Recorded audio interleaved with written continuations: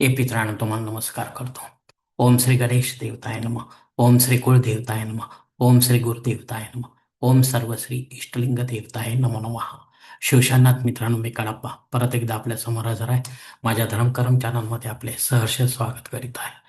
मित्रांनो, पंचांगाच्या आपल्या समोर सादर करीत आहे.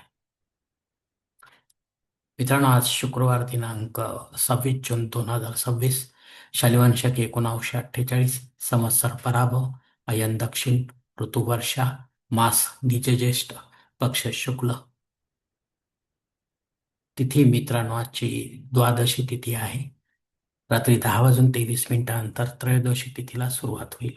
वार शुक्रवार आहे. नक्षत्र मित्रांनो विशाखा नक्षत्र आहे.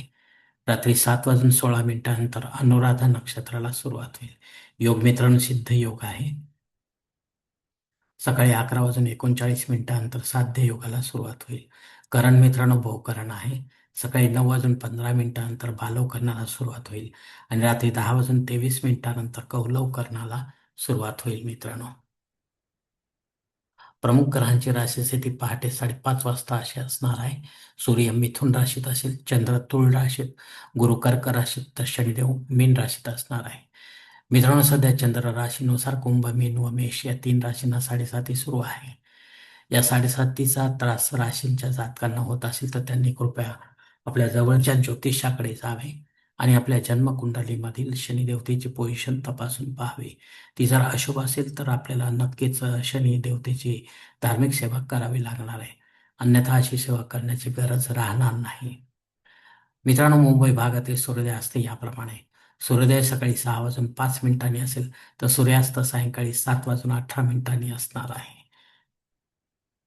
मित्रांनो, या पंचांगाच्या आधारे आता आपण आजच्या पूजेसाठी लागणारा संकल्प सोडणार आहोत. तेव्हा आपण आपल्या उजव्या हाताच्या तळहातावर एक बळी पाणी, थोडे अक्षत, एक फुल वा फुलाची पाकळी घ्या आणि हा छोटासा संकल्प म्हणायला सुरुवात करा. मित्रांनो, हरोम शिव शिव शंभोराज्ञया प्रवर्तमान सत्य ब्रह्मणो दिते परार्धे श्वेतवराह कल्पे वैवस्वत मन्वंतरे कलियुगे प्रथम पादे जम्बूद्वीपे भरतवर्षे भरतखंडे मेरो दक्षिण दिग्भागे महाराष्ट्र देशे व्यावहारिक चांद्रमाने शालिवान शके 1948 प्रभवादी षष्ठी संवत्सरामध्ये पराभव नाम संवत्सरे दक्षिण आयने वर्षा ऋतू निज ज्येष्ठ मास शुक्ल पक्षे भृगुवासरी विशाखा नक्षत्रे सिद्ध योगे बहुकर्णे द्वादशी शुभतिथो वीरगोत्रात उत्पन्न मे कडाप्पा मोहपात दुरितक्षय द्वारा श्री पार्वतीपती परमेश्वर विद्यत विधिवत नित्य देवपूजा एवं इष्टलिंग पूजा करीशे. मित्रांनो, याच ठिकाणी हा संकल्प संपलेला आहे. तेव्हा आपण आपल्या उजव्या हाताच्या तळहातावरील संकल्पाचे जे पाणी आहे ते जवळच्या निर्मल्याच्या तामनात सोडून द्या. मित्रांनो, या संकल्पाची वेळ मर्यादा सकाळी 9 वाजून 15 मिनिटांपर्यंत आहे. या वेळेनंतरही आपल्याला संकल्प सोडायचा असेल कुठल्याही धार्मिक विधीच्या संपन्नतेसाठी, तर कृपा करून आपण वरील बदललेल्या पंचांगाचा आधार घ्यायचा आहे.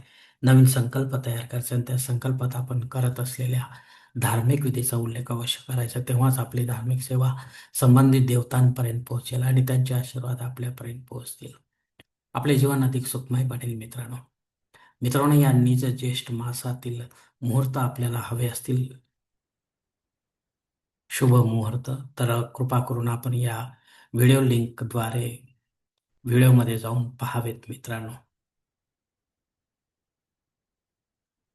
पंचांगातील इतर काही महत्त्वाची जी माहिती आहे ती आता आपण पाहणार आहोत.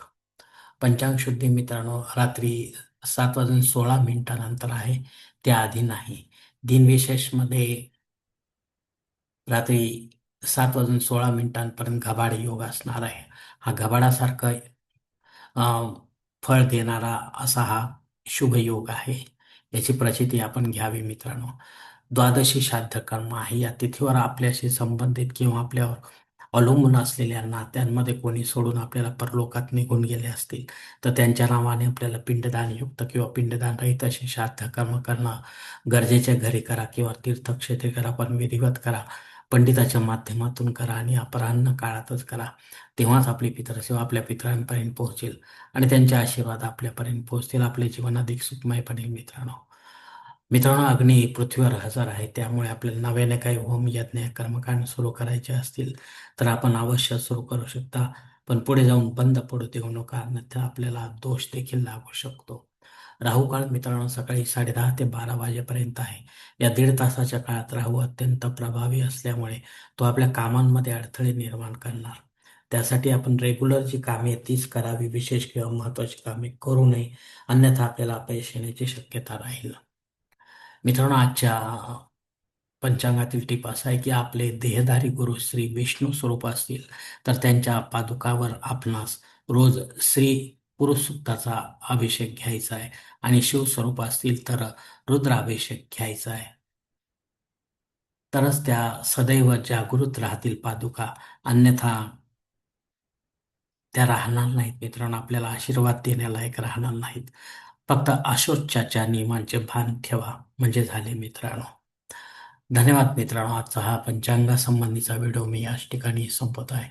आपण जर माझ्या मताशी सहमत असाल तर कृपया माझे धर्म कर्म चॅनल सबस्क्राईब करा, लाईक करा, आपले कुटुंब व मित्रपरिवारासह शेअर करा.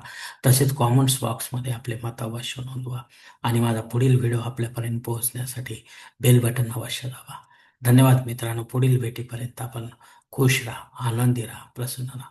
हरिओम. शिवशंभो महादेव.